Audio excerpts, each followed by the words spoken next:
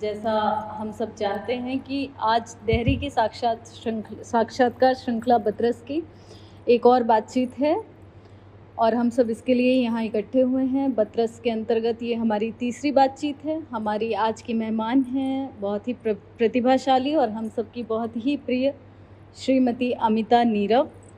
हमेशा की तरह इस बातचीत में अमिता जी के साथ वैभव श्रीवास्तव हैं। अमिता जी के बारे में थोड़ा सा परिचय दे देती हूँ। अमिता नीरव जी का जन्म उज्जैन मध्य प्रदेश में हुआ। इन्होंने राजनीति विज्ञान में जॉ पाल सात्र और अल्वेयर कामू के अस्तित्ववादी विचारों का संतुलन तुलनात्मक अध्ययन विषय पर पीएचडी की है। एक कहानी संग्रह तुम जो बहती नदी हो 2018 में प्रकाशित हुआ। अब तक 3 उपन्यास माधवी, जब इश्क तुम्हें हो जाएगा और सांवली लड़की की डायरी भी प्रकाशित और प्रशंसित। हिंदी के प्रतिष्ठित पत्रिकाओं में कहानियों, लेख और यात्रा संस्मरणों का प्रकाशन। साहित्यिक पोर्टल्स पर भी कहानियों और लेखों का प्रकाशन। आईसेक्ट प्रकाशन द्वारा भारत के हिंदी कथाकारों पर 18 खंडों में प्रकाशित कथादेश संचयन में कहानी सम्मिलित। आकाशवाणी में कहानियों, कविताओं और ब्लॉग्स का नियमित प्रसारण।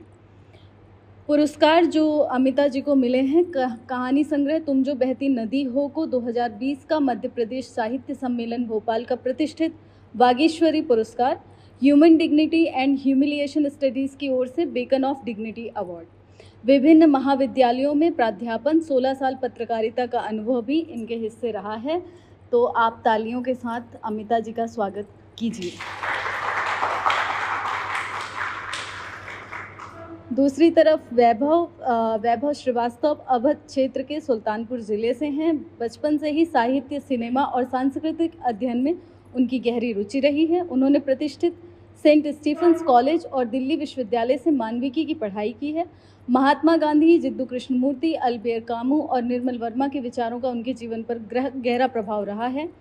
फिलहाल वे दिल्ली में दिव्यांगों के लिए कार्यरत वितान फाउंडेशन, विश्वविद्यालयी विद्यार्थियों को सामाजिक सरोकारों और उन्मुख करने के लिए कार्यरत परस्पर और दक्षिणपंथ, वामपंथ जैसी विरोधी विचारधाराओं के बीच संवाद को प्रोत्साहित करने के लिए समर्पित संवाद उत्सव के साथ साथ सामाजिक सांस्कृतिक संस्था देहरी का संचालन कर रहे हैं।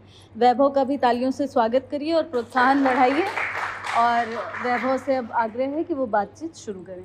शुक्रिया स्वाति। देर से बातचीत शुरू करते हैं। देहरी की साक्षात्कार श्रृंखला बतरस के तीसरे संस्करण में आज हम सब हैं और बात होगी अमिता दीदी से। हर साक्षात्कार से पहले ये समझना समझाना मुझे जरूरी लगता है कि जैसे हर बातचीत जो भी होती है उसकी एक लोकेशन होती है, एक दिशा होती है, एक वजह होती है कि क्यों कोई बातचीत ऑर्गेनाइज की जा रही है, और बातचीत करने वाला जो इंसान होता है उसके भी अपने आग्रह, अपने बायसेस होते हैं। तो मैं स्पष्ट कर दूं किन वजहों से बातचीत रखी गई है, इसकी लोकेशन, इसका संदर्भ समझा दूं। अमिता जी से इस बातचीत की पृष्ठभूमि ये है कि मैं और देहरी के कई साथी अमिता जी से फेसबुक पे लंबे समय से जुड़े रहे हैं और उनके लेख लगातार फॉलो करते रहे हैं। उनके विषय विविधता से भरे होते हैं, विचारों का वितान लगातार बढ़ता रहता है। उनकी 4 किताबों का जिक्र जरूर इन सवालों में आएगा थोड़ा बहुत, लेकिन किताबों से इतर बहुत सारी बात जाएगी, क्योंकि असली बात वो है जो किताबों में समेटने की उन्होंने कोशिश की है, लेकिन डेफिनेटली उससे बहुत इतर भी वो बातें करती रहती हैं।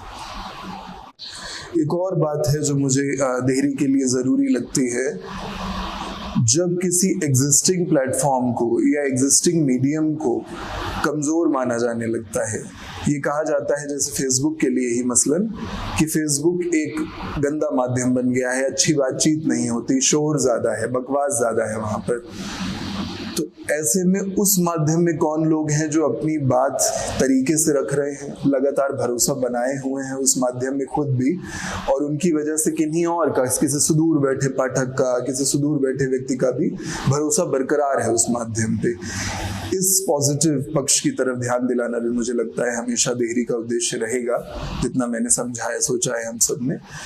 उस वजह से भी अमिता दी से बातचीत जरूरी लगी मुझे, क्योंकि फेसबुक पे आप लगातार उस तरह मौजूद रही हैं, चाहे वो व्यक्तिगत ट्रेजेडी रही हो घर में, चाहे पॉलिटिकल बदलाव और आपको इसका कुछ सामना करना पड़ा हो, गलत सही हर तरह के विरोध का, तो उस सब के साथ भी आप लगातार बने रहे और इसे एक दायित्व की तरह आपने समझा। आपने इस बात को बहुत प्रोनाउंस्ड तरीके से लिखा भी बार बार कि एक दायित्व है और ये निभाना है। लोग पढ़ते हैं, आपकी पोस्ट है जो ये कहती है क्लियरली कि लोग पढ़ते हैं। एक व्यक्ति भी अगर मुझे पढ़ रहा है तो मेरी जिम्मेदारी है कि मैं जो कहूँ वो पूरी जिम्मेदारी पूरी तरीके से कहूँ।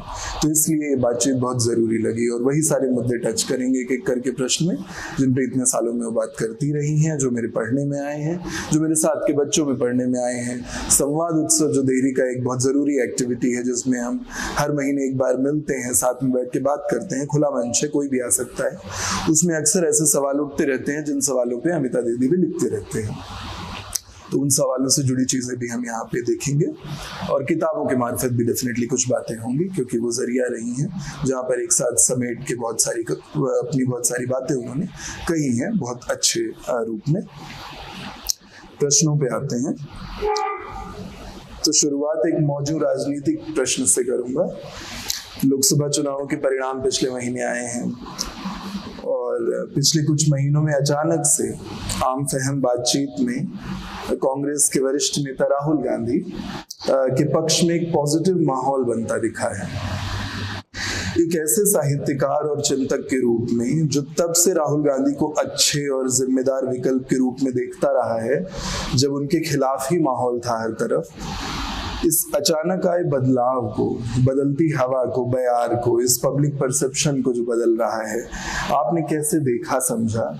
और ये प्रश्न इसलिए क्योंकि एक चैतन्य लेखक मेरी समझ से आने वाले बदलावों को कई बार पहले भांपता भी है, चाहता भी है कि ऐसे बदलाव आए, और उसकी भूमिका इस लिहाज से बेहद जरूरी हो जाती है। और बहुत कम लोग, जितना मेरे पढ़ने में आए पब्लिक इंटेलेक्चुअल्स ने, इस बदलाव को अभी से 4-5 महीने पहले, उससे पहले इमेजिन किया था। ज्यादातर लोग किसी और बात की तरफ थे कि राहुल गांधी की से किसी किस्म की उम्मीद नहीं की जा सकती है और शायद उनका अपनी वायनाड सीट बचाना भी पॉसिबल नहीं होगा। तो राहुल गांधी औचित्य नहीं है इस बात का, लेकिन ये बात औचित्य है कि इस तरह का प्रेडिक्शन, इस तरह की क्लियर समझ रखने वाले लोग गलत साबित हुए और आपको जिस बात के लिए महीनों सालों बहुत सारी गालियां दी गई, वो बात अचानक से सही साबित हो रही है और बहुत सारे लोग बदल के अब उस खेमे में आते जा रहे हैं। तो एक ऐसा व्यक्ति जो सालों से इस बात का सपोर्टर रहा है और उन्हें एक जिम्मेदार विकल्प की तरह देख रहा है और संभवतः आने वाले समय में उन पर सवाल भी उठाएगा जैसे ही वो अगर कभी सत्ता में आएंगे, किस तरह से पूरा बदलाव देखते हैं, कैसी जिम्मेदारी महसूस होती है और कैसे ऐसा प्रेडिक्ट कर पा रहे थे कि ये एक जिम्मेदार विकल्प होंगे जबकि सब तरफ माहौल उनके खिलाफ था। मैं बार बार राहुल गांधी के बारे में बात करती रही हूँ और बार बार मुझे लगता रहा है कि एक स्पार्क जो है वो उसमें दिखाई देता है। उसकी जो मूल वजह है वो ये है कि वो चीज़ें देख पा रहा है जो हम इस टाइम में रहते हुए हम लोग नहीं देख पा रहे हैं। जैसे जब 2019 के चुनाव से पहले उन्होंने रवीश कुमार को एक इंटरव्यू दिया था, तो उसमें उन्होंने एक बात कही थी कि जो हमारा इकोनॉमिक मॉडल था, जो हमने 2004 से जो हमने लागू किया था और 2000 जो नेक्स्ट था 10 तक का, उसमें वो 10-11 तक आते आते वो मॉडल जो है वो अप्रासंगिक हो गया था। तो हमें लगा था कि उसको बदलने की जरूरत थी। यदि हमको मेजॉरिटी होती 14 को तो हम उसको मॉडल को बदल देते। तो एक जो चीज़ थी वो एक शायद वो टर्निंग पॉइंट था जहां मुझे लगा कि ये आदमी जो है वो बहुत दूर देख पा रहा है, एक। और दूसरी चीज ये कि वो बहुत जिम्मेदारी से अपनी बात कह रहा है और बहुत ईमानदारी से कह रहा है, क्योंकि वो जिस वक्त की बात कर रहा था वो वक्त कांग्रेस का शासन था उस वक्त में और उस वक्त की असफलताओं पर बात कर रहा था वो। एक चीज तो ये थी। दूसरी ये थी कि उसके खिलाफ जिस तरह से पूरा के पूरा माहौल तैयार किया जा रहा था और ये सिद्ध किया जा रहा था कि उसके पास वो समझ नहीं है और उसके बावजूद वो अपनी चीजों पर टिका हुआ था। वो बार बार ये बात कह रहा था, वो जब कोविड की बात हो रही हो या वो भट्टा परसोल वाला मामला उससे पहले हुआ था, उस पर जो बात हो रही थी, उसकी वजह से जो भूमि सुधार जो है लागू किया गया था उस वक्त में, तो कांग्रेस की जो पूरी की पूरी पॉलिसी थी, जो नरसिम्हा राव के समय में थोड़ा सा टुवर्ड्स लिबरलाइजेशन की तरफ चली गई थी, उसको फिर से वो ट्रैक पर लाने की कोशिश कर रहा था और वो ट्रैक पर लाने के लिए लगातार बात कर रहा था। एक चीज बीच में थोड़ा सा विचलन मुझे ये महसूस हुआ था कि वो धीरे से सांप्रदायिकता की तरफ नहीं बल्कि सॉफ्ट हिंदुत्व की तरफ धीरे से वो लोग सरक रहे हैं, लेकिन उसको समय रहते एकदम से पकड़ लिया गया और वापस से वो चीजें जो है वो डाइल्यूट कर दी गई और फिर से वो उस चीज को पकड़ लिया जो न्याय की बात कर रहा था, वो उस चीज को पकड़ लिया। जब जातिगत जनगणना की बात होती है तो लोगों का ये कहना है कि जातिगत जनगणना, मतलब मुझे कई लोगों से मेरी इस विषय पर बहस हुई है कि जातिगत जनगणना जो है वो समाज को बांटने की कोशिश है। मतलब ये एक दुष्प्रचार है जो सरकार की तरफ से लगातार चल रहा है। और मैं हमेशा एक बात कहती हूँ कि हमारा जो पूरा परसेप्शन है वो ये है कि हम सरल चीजों की तरफ जल्दी जाते हैं। तो ये एक बहुत सरल सा निष्कर्ष है कि जातिगत जनगणना की बात कर रहे हैं, मतलब सवर्ण जो है वो अलग हो जाएंगे और जो दलित है वो अलग हो जाएंगे और फिर इन दोनों के बीच में जो है संघर्ष होता रहेगा। तो इस तरह से हम लोग जो है समाज को बांटने की कोशिश करते हैं। लेकिन जब ये बात आती है कि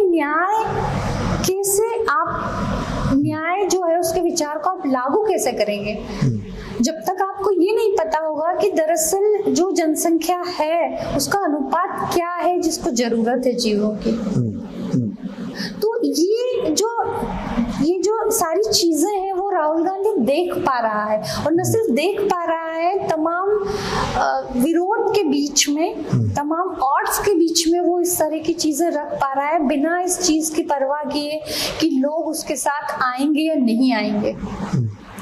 वो जो जिस किस्म का राजनीतिक रिस्क ले रहा है, पॉलिटिकल रिस्क जिस तरह से ले रहा है, उससे मुझे लगता है कि मुझे संभावना नजर आती है। और ये जो चुनाव हुए हैं इस बार के, उसके बाद मैं जरूर कहूंगी कि ये जो सफलता है राहुल गांधी की, दरअसल ये सफलता यदि और बड़ी होती जी तो उसकी जिम्मेदारी ज्यादा बड़ी होती और उसके असफल होने के खतरे भी ज्यादा बड़े होते हैं। और यदि मान लीजिए आप अगले चुनाव में कुछ बेहतर होता है, कांग्रेस यदि फुल मेजॉरिटी में आती है या नई मेजॉरिटी में आती है और कोalition गवर्नमेंट बनाती है, तब राहुल गांधी की पूरी यात्रा जो है वो दांव पर लगी रहेगी। असली परीक्षा तब होगी उसकी। आप तब भी होंगे? मैं बिल्कुल होंगी और सवाल उठाने बिल्कुल। और यदि मुझे लगेगा कि ये अप टू द मार्क नहीं हो रहा है तो मैं तब भी कहूंगी। और तब आप उधर से गाली खाएंगे? बिल्कुल। सुंदर। राहुल गांधी बिल्कुल जरिया ही है। मैं बस उस प्रवृत्ति की तरफ इस सवाल से ले जाना चाह रहा था लोगों का मन, कि कैसे बिल्कुल सामने आने वाली चीज को नहीं देख पा रहे थे बहुत सारे बुद्धिजीवी या खुद को बुद्धिजीवी कहने वाले, और कैसे वो चीज अचानक से 3-4 महीने में आई। और अभी मैं देख रहा हूँ हर दूसरा व्यक्ति जिससे मैं बात कर रहा हूँ उसका झुकाव राहुल गांधी की तरफ अचानक से है। सोशल मीडिया पे भी वो चीज दिख रही है। जनवरी-फरवरी तक स्थिति कुछ और दिख रही थी। तो बस इसलिए ऐसा लगता है कि इस तरह के प्रश्न उठाए जाने चाहिए, क्यों लोग नहीं देख पा रहे थे इन चीजों को। अगर इतना ही ये चीज अचानक से खुली थी तो, और जरूरी भी थी तो, अगर लोगों को लगता है। अच्छा, एक प्रश्न आपकी व्यक्तिगत यात्रा से जुड़ा हुआ है। बचपन और तमाम चीजें आप लगातार उसके बारे में कहीं ना कहीं बात करते रहे हैं अलग अलग जगहों पर, और वो सब आती रही हैं। लेकिन एक जरूरी प्रसंग है आपका पीएचडी थीसिस, जो अस्तित्ववाद पर आधारित था। बेसिकली आपने जेन पॉल सार्त्र और अल्बेर काम्यू के विचारों की तुलना करते हुए अपनी थीसिस लिखी थी। तो अस्तित्ववाद के साथ जो आपकी यात्रा है उसके बारे में बताएं आप, और काम्यू की तरफ झुकाव क्यों रहा आपका, आज की दुनिया में एग्जिस्टेंशियलिज्म और काम्यू का क्या रेलेवेंस देखती हैं, क्योंकि थोड़ी बात उस तरफ की कम होने लगी है धीरे धीरे, और लगातार ऐसा आने लगा है कि आउटडेटेड फिलॉसफी हो गई है, ऐसा बहुत सारे लोग कहने लगे हैं। हालांकि एक पक्ष है जो कोविड के टाइम में कहने लगा था कि ये वापस से उठ खड़ी होने वाली फिलॉसफी है, इसकी रेलेवेंस बढ़ेगी, लेकिन जैसे ही कोविड गया दोबारा लोगों को मैंने इस तरह की बात कहते सुना एकेडमिक हलकों में कि अब वापस नहीं इस विचारधारा को उतनी तवज्जो दी जानी चाहिए। मेरी व्यक्तिगत यात्रा इसके साथ बहुत ज्यादा रही है, एग्जिस्टेंशियलिज्म के साथ। खुद भी काम्यू मेरे लिए है, जैसे आपके क्रश रहे हैं वो वैसे मेरे भी क्रश रहे हैं काम्यू, तो इसलिए मुझे लगा ये सवाल पूछा जाना चाहिए, काम्यू क्यों इतने खास और अभी क्या रेलेवेंस, और एग्जिस्टेंशियलिज्म के साथ कैसे मतलब यात्रा जुड़ती है आपकी ये पूरी की पूरी। अभी जब आप एक लेखक हैं, लेखक के तौर पे कैसे देख पाते हैं उस चीज को, क्योंकि आपके लिखे में कहीं ना कहीं सवाल कुछ ना कुछ वो हैं जिनसे आप डील कर रहे हैं, लेकिन उस तरह से नहीं है जिस तरह सार्त्र या काम्यू डील कर रहे थे। परिस्थितियां अलग हैं, आप कोई पौराणिक प्रश्नों को लेकर फिर उनसे जूझ रहे हैं, क्योंकि माधवी का प्रश्न जो है वो एग्जिस्टेंशियल क्राइसिस का ही है, और आखिर में उससे उसी तरह लड़ रही है जो एक शायद एग्जिस्टेंशियल तरीका होता जो सॉल्यूशन आ रहा है। तो बात तो आ रही है, आपके अपने कॉन्टेक्स्ट अपने तरीकों से आ रही है, लेकिन वही उस यात्रा को समझना चाह रहा था उस बिंदु पे कि कहाँ से वो अस्तित्ववाद से जुड़ती है, कहाँ से वो काम्य से जुड़ती है।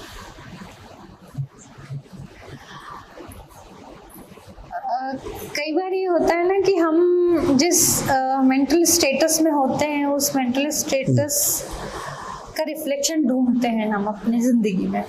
बिल्कुल।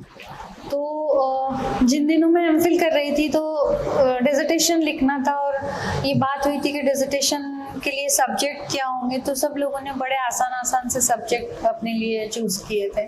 और जिन दिनों मैं पढ़ रही थी, मैं पहले भी लिख चुकी हूँ इस विषय पर कि अनड्यू सफरिंग जैसी कोई चीज़ होती है वो मेरी ज़िंदगी में थी, और मैंने बहुत लंबा अरसा 8 या 9 साल लगभग मैं उस सफरिंग में रही, और अभी तक मेरे पास उस सफरिंग का कोई जस्टिफिकेशन नहीं है। अभी तक मैं नहीं बता सकती कि वो सफरिंग मेरे पास क्यों थी, जबकि आपके आसपास की सारी परिस्थितियाँ एकदम से अच्छी थी, उसके बावजूद वो सफरिंग जो है वो मेरी अपनी ज़िंदगी में रही।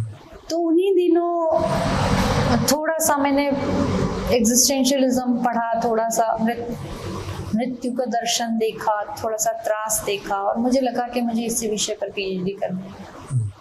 और वो जो हमारा जो शहर है वो दिल्ली वालों के लिए तो बड़ा कस्बा नुमा शहर है, अभी भी वो कस्बा नुमा ही शहर है। वहाँ पर आपको किताबें नहीं मिलती थी। जिस वक्त मैं पीएचडी कर रही थी उस वक्त प्रकाशक आपकी बातों का जवाब नहीं दिया करते थे। और जब मैंने अपने गाइड से कहा कि मुझे इस विषय पर करना है, तो उन्होंने ये कहकर रिजेक्ट कर दिया कि नहीं इस पर नहीं हो पाएगा क्योंकि इस पर किताबें नहीं मिलेंगी। अच्छा। फिर किताबें जैसे तैसे जुगाड़ हुआ किताबों का। उसके बाद जब मैंने अपनी पीएचडी लिखी, तो जब मैं आरडीसी हुई, तो आरडीसी में जो एक्सपर्ट आए उन्होंने मुझसे कहा कि अस्तित्ववाद तो फिलॉसफी का सब्जेक्ट है या लिटरेचर का सब्जेक्ट है, आप इसको पॉलिटिकल साइंस में कैसे करेंगी। तो मुझे ये कहना पड़ा कि एक तो ये है कि हम हमारे सिलेबस में इसको पढ़ते हैं, और दूसरी बात ये है कि वो युद्ध के दौरान, युद्ध के बाद की जो डिस्पेयर है उसमें पैदा हुआ दर्शन है, उसके बाद सारी पॉलिटिकल एक्टिविज्म जो है उसके साथ जुड़ा हुआ है। तो हम इसको कैसे कह दें कि ये पॉलिटिकल फिलॉसफी का विषय नहीं है। तो थोड़ी मुश्किल से मुझे उस पर काम करने के लिए परमिशन मिली कि आप इस पर पॉलिटिकल साइंस के तहत कर सकते हैं, क्योंकि वो फिलॉसफी का सब्जेक्ट है या फिर लिटरेचर का सब्जेक्ट है। तो वैसे मैंने काम शुरू किया, लेकिन वो फिर से वही बात है कि वो बड़े तकलीफ के दिन थे मेरे, और उन दिनों में मैंने उस पर काम किया। और मुझे बार बार ये लगा, मतलब ये थोड़ा अजीब बात है, अभी जो पीएचडी हो रही है उसमें बहुत रेफरेंसेस की डिमांड नहीं होती है, लेकिन जब मैं पीएचडी लिख रही थी तो मुझसे बहुत सारे रेफरेंसेस की डिमांड हुई थी। और मेरे जो लिखने का तरीका ये था कि मैं उसको पूरा पढ़ती थी, फिर उसको डाइजेस्ट करती थी।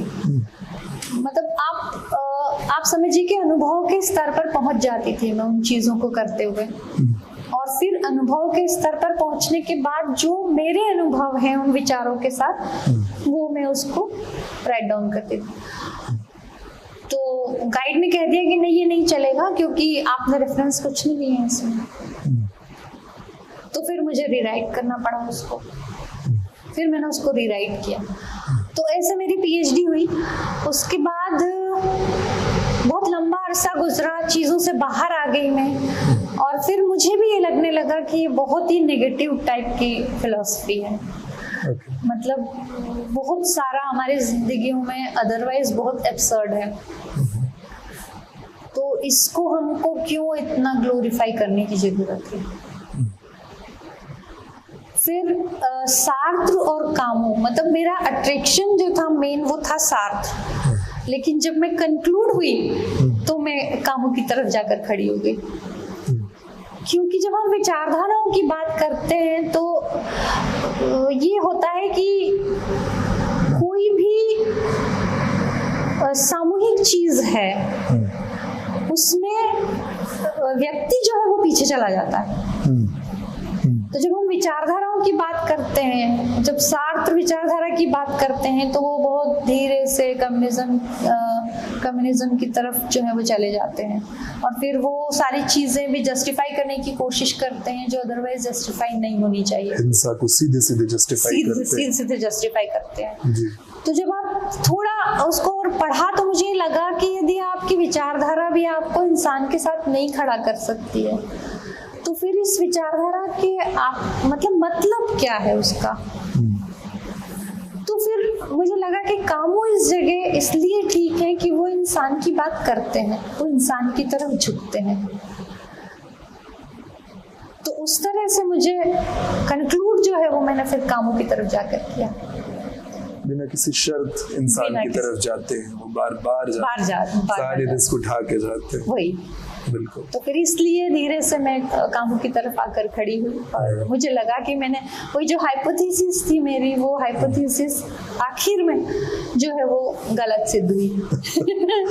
और मैं मानती हूँ कि ये मेरी रिसर्च जो है उसकी सफलता है।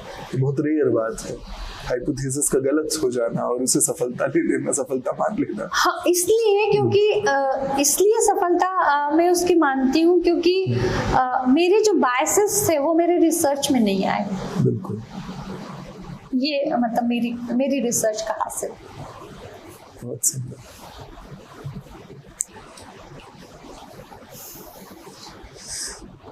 विचारधारा पे ही अगला भी प्रश्न है। आप बहुत डील करते हैं इस मुद्दे से। तो जब आप किसी वाद या विचारधारा के गुलाम नहीं होते, हर मुद्दे पे आजाद विचार रखने की कोशिश करते हैं, तो आपको कभी कॉमरेड कह दिया जाता है, कभी कभी छुपी हुई संगी भी लेबल्स मैंने सुन लिया। तो ऐसे में अपनी वैचारिक आज़ादी को कैसे बचा के रख पाते हैं एक लेखक के तौर पे? क्योंकि कहीं ना कहीं सेल्फ सेंसरशिप के मौके आते होंगे, ऐसा डर आता होगा। मुझे याद आता है किसी फेसबुक पोस्ट में आपने जिक्र किया था कि राजेश जी भी, आपके हस्बैंड भी, ये कह रहे थे कि इन मुद्दों पे मत लिखा करो अमिता। तो ऐसी बातें, और जबकि वो खुद इन मुद्दों पर मुखर रहना चाहते हैं, उनकी कविताओं में, उनकी बातों में इस पर जिक्र आता है, वो खुद इन चीज़ों को लेके बहुत उद्वेलित होते हैं। तो ऐसे में इस तरह का माहौल बन जाना कि सेल्फ सेंसरशिप की नौबत आ ही जाती है। कुछ ना करते हुए जब हम लिखने बैठते हैं तो कई बार ऐसा होता है, क्या करें, किस तरह करें कि कंट्रोवर्शियलाइज ना हो जाए बात को। तो कैसे उस चीज से डील कर पाते हैं, वो वैचारिक आज़ादी कैसे बचा पाते हैं? विचारधारा हर एक का ये आग्रह है कि नहीं, एक तो नाव पकड़नी पड़ेगी, आप लेखक भी हैं और आप बात भी कर रहे हैं कि आपका दायित्व है, और फिर आप एक विचारधारा भी नहीं पकड़ पा रहे हैं। ये आज़ादी आपने कैसे मान ली कि आपको दे दी जाए? तो वो सवाल उठाते हैं, उन्हें लगता है उनका ये हक बनता है कि एक लगातार लिखने वाले व्यक्ति को किसी एक खेमे को तो पकड़ना चाहिए, और उस बेसिस पे वो तय भी कर लेते हैं कि है तो छोटी संगी, है तो कॉमरेडनी, तो उस तरह के शब्द आपके लिए इस्तेमाल होते हैं। तो क्योंकि उद्वेलित भी करता है, आपकी पोस्ट में वो तकलीफ भी आती है, ये इतना आसान नहीं रहता होगा जितना हंसते हुए हम ये बात कर ले रहे हैं। वो दिन भी आते होंगे जब सब कुछ निरर्थक लगने लगता होगा। तो कैसे उससे डील कर पाते? क्योंकि वो हम सब के लिए, आई थिंक जो नए बच्चे हैं, बिल्कुल लिखना शुरू कर रहे हैं या बातचीत कर रहे हैं, पब्लिक फोरम पे डील कर रहे हैं, ज्यादातर में मैंने वो समस्या देखी है अक्सर बातचीत में। तो उससे कैसे डील करते हैं वो थोड़ा समझाएं आप।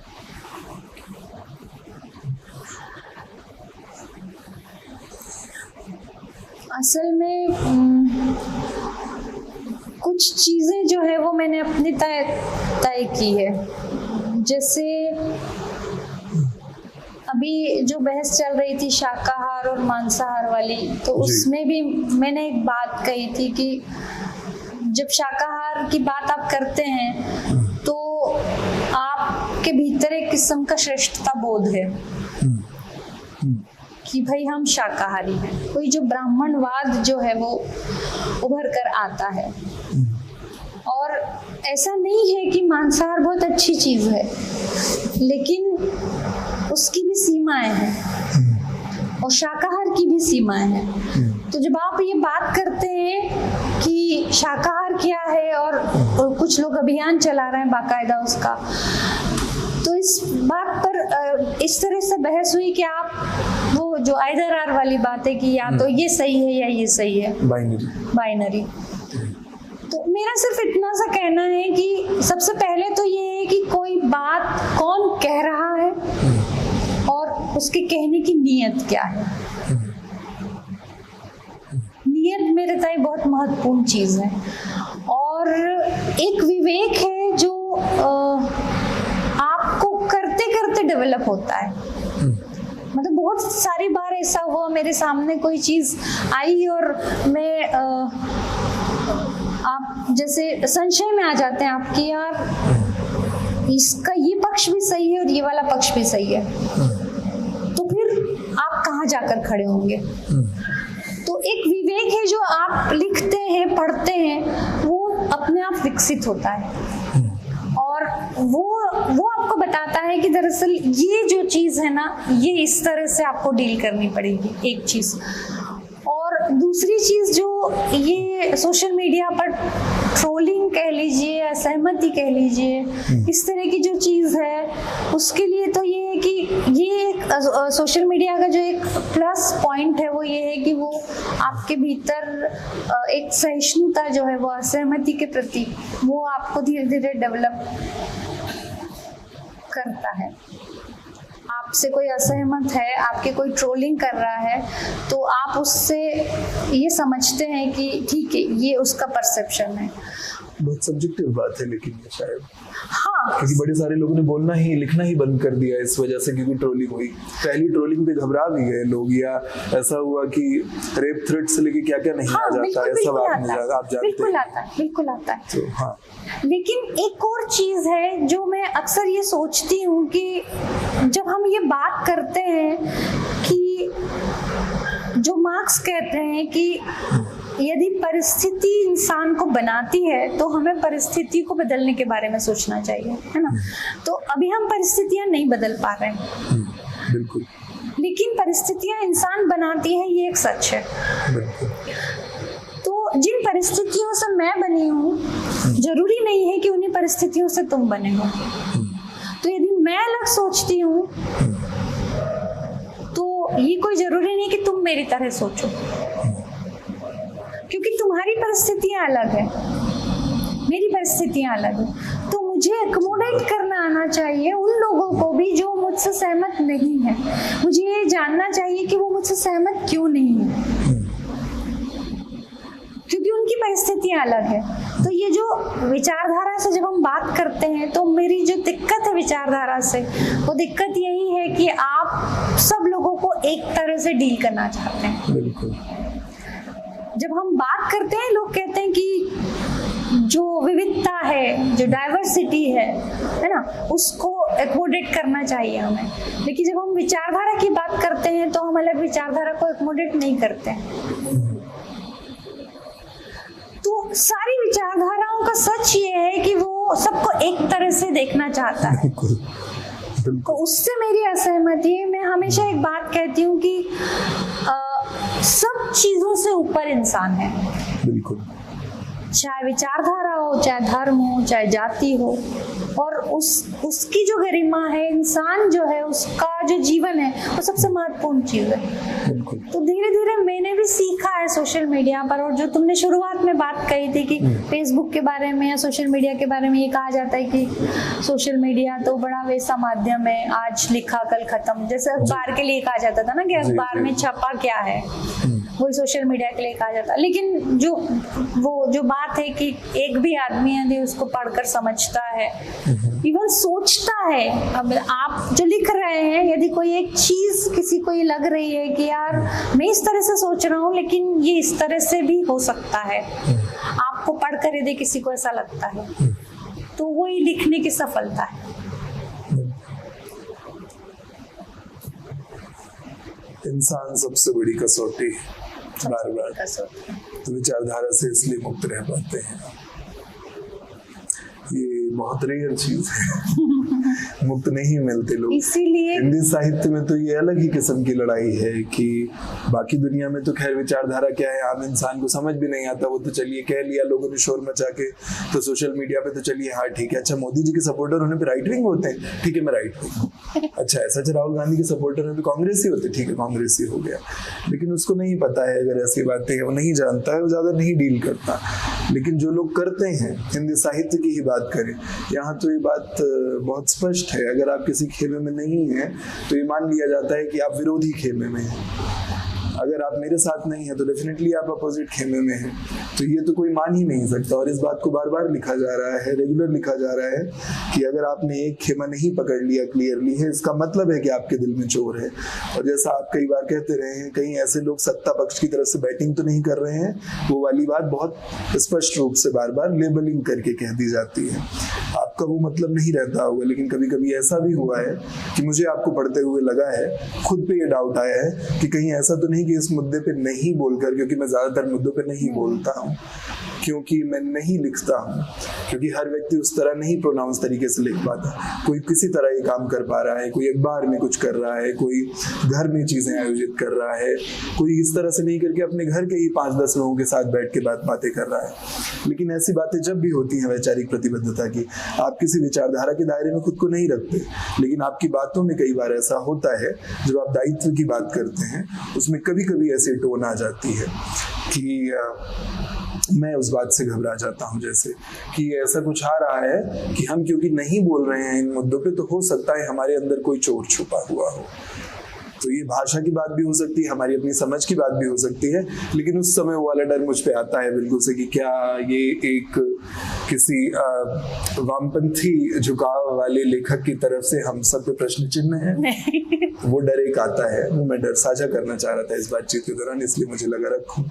बाकायदा मुझे पोस्ट से ऐसे मेरे पास होंगे रेफरेंस हैं जिनमें ऐसा रहा होगा कि जिक्र में मुझे बात में लगा कि अच्छा मेरा ना लिखना कहीं अपराध है मेरा, जो एक चॉइस हो सकती है, क्योंकि हम डेफिनेटली सारे मुद्दों पर कभी भी डील नहीं कर सकते। नहीं, आप भी नहीं, बिल्कुल नहीं। जब मैं ये बात कह रही होती हूँ तब वो लोग टारगेट पर होते हैं दरअसल जो हर मुद्दे पर लिखते हैं। ठीक है, ज्यादातर मुद्दों पर लिखते हैं, लगभग हाँ, मतलब हर मुद्दों पर, मतलब जिस पर भी विवाद हो रहा है उस पर वो जरूर अपनी एक आहुति देते हैं। हर मुद्दों पर मैं भी नहीं लिखती हूँ, और मेरी कोशिश ये रहती है कि यदि कोई मतलब अब ये चुनना भी धीरे धीरे सीखा है मैंने कि आपको किन मुद्दों पर लिखना चाहिए और किन पर नहीं लिखना चाहिए।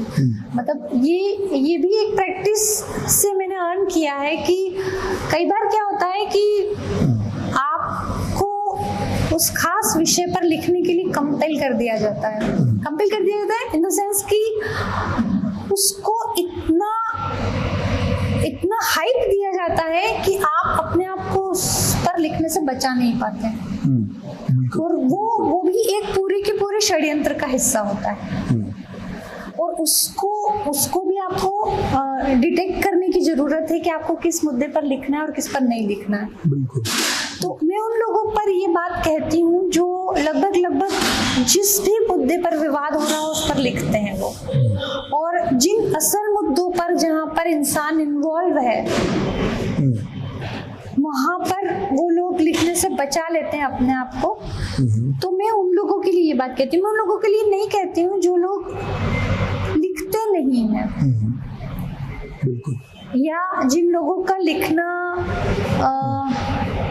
उस तरह से पॉलिटिकल राइटिंग नहीं है। मतलब मेरी समस्या ये है कि जो तुम साहित्य के लिए कह रहे हो, मेरी समस्या ये है कि मुझे लोग साहित्य के बाहर मानते हैं, और कुछ लोग मुझे पॉलिटिक्स से बाहर मानते हैं, ये कहते हैं ये साहित्य से है, कुछ लोगों का कहना नहीं ये साहित्य से नहीं है। तो मैं तो उस तरह से हूँ कि मेरा कोई देश नहीं है। ये मेरा सच है।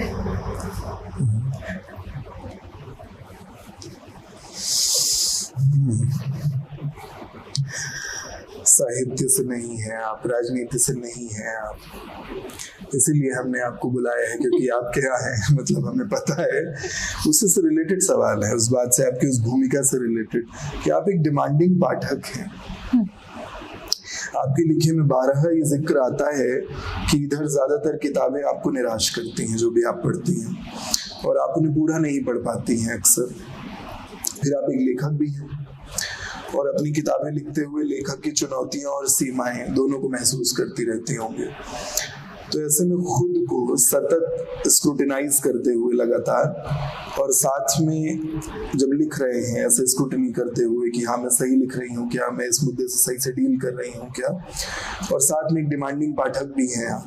तो ये जो दोनों भूमिकाएं हैं, कैसे इसको साधते होंगे, कैसे बरतते होंगे, क्योंकि ये एक साथ वो डिमांडिंग पाठक जो किताबें ही नहीं खत्म कर पा रहा है, उसे लिखते हुए तो बहुत डाउट आता होगा कि मैं जो किताबें लिख पा रही हूँ कि मैं खुद बाद में पढ़ पाऊंगी।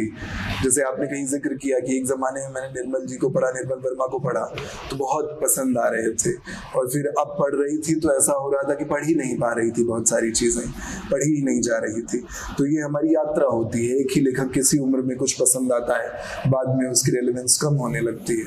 तो अपने लिखे पे भी ऐसे लगातार प्रश्न आते होंगे। 2018 का कहानी संग्रह आप पढ़ती होंगी तो उसमें कुछ कमियां, 100 कमियां नजर आती होंगी। माधवी अब 3 साल बाद, 2 साल बाद पढ़ती होंगी तो कुछ, अभी जो लिख रही हैं उसमें बाद में कुछ। उधर डिमांडिंग पाठक भी हैं आप, खुद ही लगता होगा पता नहीं मैं अपनी किताबें बाद में खुद पढ़ पाऊंगी नहीं, तो कैसे डील कर पाती होंगी उस चीज से जब लिख रही होती होंगी खासतौर पे कुछ नया? ये तो जब मैंने माधवी लिखा था उसके बाद से बड़े संशय में रही मैं, अभी भी संशय में ही रहती हूँ मैं। और ये बहुत पुरानी आदत है मेरी कि मैं लिखती थी और आज लिखा मैंने, और अगले दिन जब मैंने उसको पढ़ा तो मुझे लगा कि अच्छा नहीं है तो मैं उसको फाड़ दिया करती थी। अच्छा। ये मैंने बहुत किया जब मैं पढ़ती थी उन दिनों में, ये बहुत ज्यादा किया मैंने। और मेरा लिखना बहुत देर से शुरू हुआ, उसकी बड़ी वजह ये भी रही कि अभी तक मैं अपने आप को, जो मेरी अपने से एक्सपेक्टेशंस है, उसको मैच नहीं कर पाई हूँ अभी तक। Okay. तो पहले मैं ये बात सोचा करती थी कि जब तक आप उस लेवल का नहीं लिख पाओ तब तक आपको नहीं लिखना चाहिए। लेकिन धीरे धीरे ये समझ आया कि जो आप लिख रहे हो वो भी आपको उस लेवल तक पहुंचने की यात्रा है। ऐसा नहीं होगा कि एक सुबह हम उठे और सोचे कि अरे आज तो बहुत ही बढ़िया लिख डालेंगे, ऐसा नहीं होगा। क्योंकि हर कला जो है वो रियाज है, लिखना भी रियाज है, और रियाज से ही साधा जाएगा। तो अब अभी मैं अपनी चीजें पढ़ती हूँ तो मैं वैसे ही रिजेक्ट करती हूँ जैसे मैं दूसरों के लिखे के रिजेक्ट करती हूँ। मतलब अब मैं अपनी चीजों को फिर से नहीं पढ़ सकती हूँ। माधवी यदि मुझे कोई कहे कि फिर से पढ़ो तो मैं नहीं पढ़ूंगी, और मैं पढ़ूंगी तो फिर उसमें से बहुत सारी कमी निकालूंगी। तो जो भूमिका लिखी है उन्होंने, जयशंकर सर ने, उन्होंने मुझे ये बात कही थी कि आप कुछ वक्त के बाद, 6 महीने बाद, 8 महीने बाद यदि अपने लिखे को यदि रिजेक्ट नहीं करते हैं तो इसका मतलब ये है कि आप आगे नहीं बढ़े। तो थोड़ा सा राहत मेरे अंदर ये है कि यदि मैं अपने लिखे को रिजेक्ट कर रही हूँ, इट मीन्स मैं थोड़ा सा आगे बढ़ गई हूँ। और ये सब यात्रा है, मुझे पता नहीं मुझे कहाँ ले जाने वाली है ये यात्रा, लेकिन ये सब यात्रा के पड़ाव हैं मेरे। और जैसे मैं अभी स्वाति से बात कर रही थी कि मेरा जो डिमांडिंग पाठक होने का वो है, ये बहुत थोड़ी सी खराब बात है। वो ये है कि मैं धीरे से विचार की तरफ शिफ्ट हो गई। मतलब यदि मुझे किसी किताब से, चाहे मैं फिक्शन पढ़ रही हूँ चाहे नॉन फिक्शन पढ़ रही हूँ, यदि मुझे वहाँ से विचार नहीं मिलते हैं, कोई क्लू नहीं मिलता है, तो मैं उसको छोड़ देती हूँ। बहुत सुंदर लिखी हुई चीज़ें मुझे मतलब दिल को जरूर संतुष्ट करती है, लेकिन मेरे दिमाग को संतुष्ट नहीं करती। तो मुझे दोनों चीज़ों के लिए खुराक चाहिए होती है। तो इसलिए मैं चीज़ों को धीरे धीरे रिजेक्ट मतलब नहीं पढ़ पाती हूँ। किसी चीज़ की कोई बहुत तारीफ करते, ये मेरी अपनी सीमा भी है। वो सीमा ये है कि मैं शायद वहाँ तक नहीं पहुँची हूँ जहाँ इस तरह की चीज़ें आपको बहुत संतुष्टि दे, जहाँ आपको उस तरह की चीज़ें पसंद आए। ये मतलब या जो आलोचना का जो पक्ष है, जो चीज़ों को अलग अलग आयामों से देखता है, क्योंकि मेरा जो पूरा मछली की आँख जो है वो विचार है। तो जो विचार मुझे नहीं मिलते हैं, उसमें से मुझे कोई खुराक नहीं मिलती है जिसको मैं पका सकूं, कोई अनाज नहीं मिलता जिसको मैं पका सकूं, तो फिर मैं उसको छोड़ देती हूँ। तो ऐसे ही अपने लिखे को भी छोड़ देती हूँ।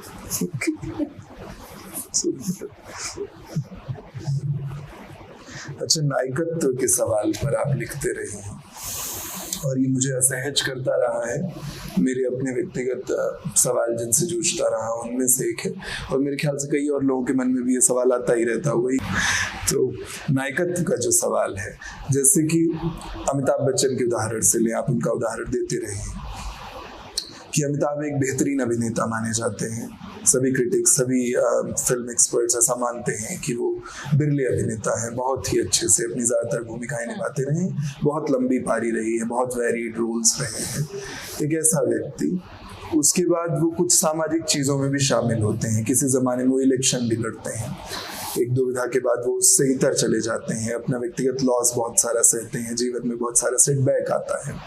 उसके बाद वो वापस से अपना जीवन तलाशते हैं, कुछ बेहतर करते हैं, फिर फिल्मों में आते हैं, फिर अपने को खड़ा करते हैं, केबीसी होता है, बहुत कुछ होता है। और फिर उसके बाद फिर से पॉलिटिक्स की चीज़ों में उन्हें जोड़ा जाने लगता है। कुछ कैंपेन्स वो सरकारों के लिए फ्री में करने लगते हैं, बिना 1 रुपया लिए, या 1 रुपये केवल लेकर उन्होंने पोलियो का कैंपेनिंग कर दी है, ऐसा बहुत कुछ, जब वो सबसे ज़्यादा पॉपुलर अभिनेताओं में से वापस स्थापित हो चुके हैं। तो आप जब ये आग्रह करते हैं कि कई सारी समस्याएं देश में चल रही हैं जिन पर ये कुछ नहीं बोल रहे हैं, और ऐसा भी एक वाकया हुआ कोलकाता इंटरनेशनल फेस्टिवल में, उस बीच में जब उन्होंने अभिव्यक्ति की आज़ादी पर बोला कि ये कम हो रही है, श्रिंक हो रही है वो स्पेस, तो आपने उनके अप्रिसिएशन में भी एक पोस्ट लिखी कि हाँ, ये ज़रूरी था। और अमिताभ का ऐसा कहना इस बात का संकेत देता है कि समस्या कितनी विकराल हो गई है कि उन्हें भी फाइनली कहना पड़ा। तो मुझे इसमें एक बार ये सवाल आता है नजर कि एक व्यक्ति अपनी भूमिका लगातार निभा रहा था जो वो नायक के रूप में फिल्मों में दिखाना चाहता था, अपना पर्सनल स्ट्रगल कर रहा था, उससे इतर भी जब वो जाना चाहा तो उसने कोई पक्ष चुना। कांग्रेस के जरिए वो सत्ता में पहले लड़ना चाह रहे थे, चुनाव लड़ा, बाद में पर्सनल सेटबैक्स उन्हें उठाने पड़े बोफोर्स केस के बाद, और उसके बाद करियर बहुत डावाडोल रहा, वापस आए, फिर से चीजें रिबिल्ड करी और बहुत खूबसूरत फेज में आए मेहनत से। एक ऐसे लड़ाई लड़ते व्यक्ति को जब ऐसे कोई हम इस लेंस से देखते हैं कि इन मुद्दों पर वो क्यों नहीं कह रहा है कुछ, और इन मुद्दों पर बोलेगा तभी समझ आएगा कि उसने सामाजिक जिम्मेदारी या नायकत्व अर्जित किया, जबकि वो बहुत सारी कैंपेनिंग वगैरह कर रहा होगा, या किसी और विचारधारा वाले लोगों के हिसाब से वो तो सामाजिक दायित्व निभा रहा था क्योंकि वो तो मोदी जी के सपोर्ट में कहीं ना कहीं दिख रहा था। और जो लोग मोदी जी के पक्ष में हैं, प्रधानमंत्री के, जो लोग पक्ष में हैं बीजेपी आरएसएस की विचारधारा के, उन लोगों को हमेशा उनमें वो नायक लगातार दिखा, या जैसे किसी जमाने में कांग्रेस के लोगों को उनमें नायक दिख रहा था, या जैसे एक मुद्दे पर बोलने में आपको लगा कि उन्होंने वो अपनी भूमिका निभाई। तो जब हम इस तरह की डिमांड करते हैं और ये कहते हैं कि यही कसौटी है, तब असली नायकत्व होता अगर वो इन मुद्दों पर बोलते जो मेरे हिसाब से जरूरी मुद्दे थे। तो ये कहीं उसी ट्रैप में फंसने की तैयारी तो नहीं हो जाती है कि जो मेरे हिसाब से नहीं बोल रहे, जो मेरे विचारधारा के मुद्दों पर नहीं बोल रहे हैं या मेरे वैचारिक सरोकारों पर नहीं बोल रहे, वो लोग नायक नहीं हैं, वो इसके खिलाफ है, वो कुछ अलग है। तो ये वो ट्रैप नहीं हो जाता है और ये कहीं वैसे ही डिमांडिंग चीज नहीं हो गई लोगों से कि वो लगातार काम कर भी रहे हैं, मेहनत भी कर रहे हैं और कई बार अपनी भूमिकाएं अलग अलग तरह से देख भी रहे हैं, लेकिन उन्हें इस तरह के सर्टिफिकेट्स को या लेबलिंग का सामना करना पड़ रहा है। कैसे इसको समझूं मैं, मतलब कैसे समझ जाए? सबसे पहले तो हमको इस मूल को समझने की जरूरत है कि वो फिल्मों में काम करते हैं और स्टार हैं तो वो नायक हुए, क्योंकि फिल्म विधा जो है, मतलब अब्राहम मैस्लो जो कहते हैं वो ये कहते हैं कि बहुत बेसिक चीज जो है आपकी, वो आपकी जो बेसिक नीड्स हैं वो है ना। तो जब हम मनोरंजन की बात करते हैं तो मनोरंजन जो है वो दूसरे या तीसरे स्तर पर आता है। जो बेसिक चीज है वो हमारा जो नीड्स है वो हमारा खाना और रहना, जो घर, रोटी कपड़ा और मकान वाला मसला है जी। तो ये जो जब बात करते हैं अमिताभ के नायकत्व की, तो वो पूरा के पूरा नायकत्व जो है वो उसके मनोरंजन की दुनिया का नायकत्व है जी, है ना। और एक चीज जो है वो ये है, जब मैंने लिखना शुरू किया था तो एक पत्रकार मित्र ने मुझे ये बात कही थी कि तुम जो लिख रही हो उसको बहुत लोग पढ़ रहे हैं, तो वो तुमको उसके लिए अपनी जिम्मेदारी निभानी चाहिए, वो तुमको बहुत जिम्मेदारी से लिखना चाहिए। तो उस वक्त मुझे समझ नहीं आया, लेकिन जब लोगों ने ये कहना शुरू किया किसी खास मुद्दे पर कि अरे आपने तो इस पर बात ही नहीं की है, तो मुझे लगा कि यार ये जरूरी नहीं है कि आप जो कहेंगे उस सब पर मैं बात करूंगी। लेकिन उन्होंने ये कहा कि आप जब लिखती हैं, कोई चीज हमें समझ नहीं आती है, तो जब आप लिखती हैं तब हमको लगता है कि अच्छा ये इस तरह से भी सोचा जा सकता है। तो ये वो चीज है जो लोग मुझसे डिमांड करते हैं। तो आपने पर्दे के पीछे जो किया है वो एक अलग चीज है, लेकिन पब्लिक परसेप्शन में आप क्या जा रहे हैं, क्योंकि आपको लोग फॉलो कर रहे हैं। तो जब आपको फॉलो कर रहे हैं तो ये आपकी जिम्मेदारी बनती है कि आप उन मुद्दों पर भी बात करें जिन मुद्दों से समाज प्रभावित हो रहा है। आप जब बात करेंगे तो लोग उस तरफ सोचना शुरू करेंगे। जैसे हमारे यहाँ स्टार्स जो है उन चीज़ों पर ध्यान नहीं देते हैं, लेकिन आप देखिए हॉलीवुड में लोग ध्यान देते हैं, वो कहते हैं, सरकार के गलत डिसीजन पर भी बात करते हैं। लेकिन हमारे यहाँ मतलब इवन यहाँ तक कि जो लोग सफ़र कर रहे हैं, जो मुसलमान है सफर करे, इवन शाहरुख खान का बेटा जो है वो जिसको फंसाया गया उस मामले में, लेकिन शाहरुख खान ने भी उसके खिलाफ कुछ नहीं कहा। तो आप ये देखिए कि जब शाहरुख खान का बच्चा फंस जाता है तो जो आम मुसलमान है वो कैसे नहीं फंसेगा। तो यदि आप नहीं कहेंगे तो वो जो नीचे बिल्कुल लोअर लेवल पर खड़ा हुआ व्यक्ति है उसके लिए कौन लड़ेगा।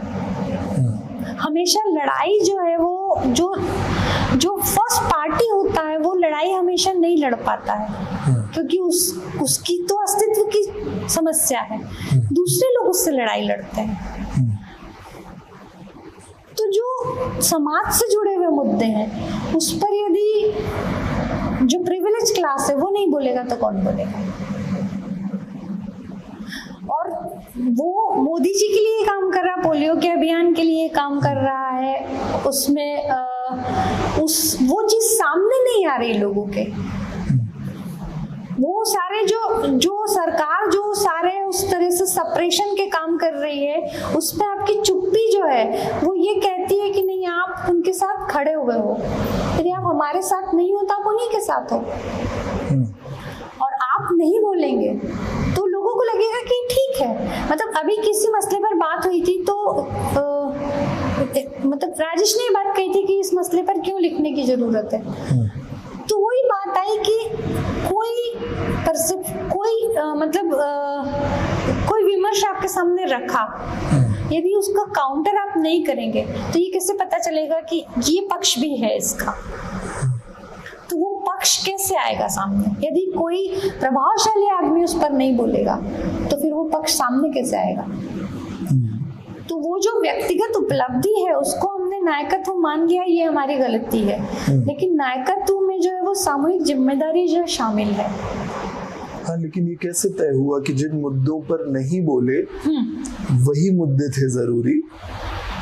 मुद्दे तो किसी एक पर्टिकुलर विचार सरणी से आ रहे हैं कि जैसे अभिव्यक्ति की आजादी पर नहीं बोले, तो यानी इस मामले पर नहीं बोले, लेकिन किन्हीं और मुद्दों पर बोले, किसी और विषय पर अपील करी, किसी और विषय पर चाहा कि बेहतरी हो चीजों की, या फिल्में ही, जैसे आप एक पत्रकार हैं, आपने लिख के अपनी बात रखी जिस मुद्दे पर रखनी थी, वो एक फिल्म अभिनेता है तो बहुत सारी फिल्मों में देशभक्ति की बातें करी, बहुत सारी फिल्मों में गरीबी के खिलाफ बातें करी, ऐसे रोल्स के लिए जाने गए या बार बार ऐसे रोल चुने।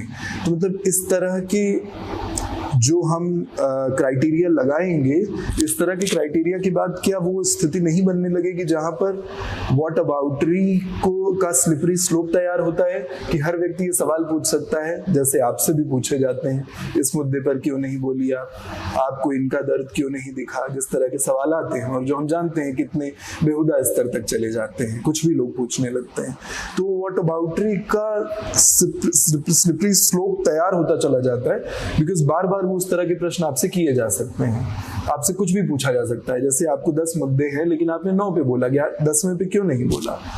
तो इस तरह की बात करते हुए जैसे ही हम किसी व्यक्ति को बोल रहे हैं, चाहे वो अमिताभ बच्चन हो, कोई भी और व्यक्ति हो, शाहरुख खान का ही मैटर ले लें कि अपने बेटे के केस के बाद भी नहीं बोले, हालांकि बहुत सारे लोगों ने उसे बहुत मैच्योर अप्रोच कहा, मैंने देखा तमाम जगहों पे पढ़ते हुए कि कैसे वो पूरा मामला सुलट गया, कैसे उन चीजों को बाद में उन्होंने अपने पक्ष में कर लिया, बाद में उन्होंने जो फिल्में लाई उन फिल्मों में उस बात का जवाब भी दिया, वो फिल्में भी सुपर बम्पर हिट हुई उसी देश में जहां पर एक किस्म का माहौल बना हुआ था, वहां पे शाहरुख के पक्ष में सारे लोग गए और बम्पर हिट हुई फिल्म में। तो ऐसे बहुत सारी बातें होती रही, तमाम सारी, सबने कहा कि उन्होंने अपने तरीके से जवाब दिया।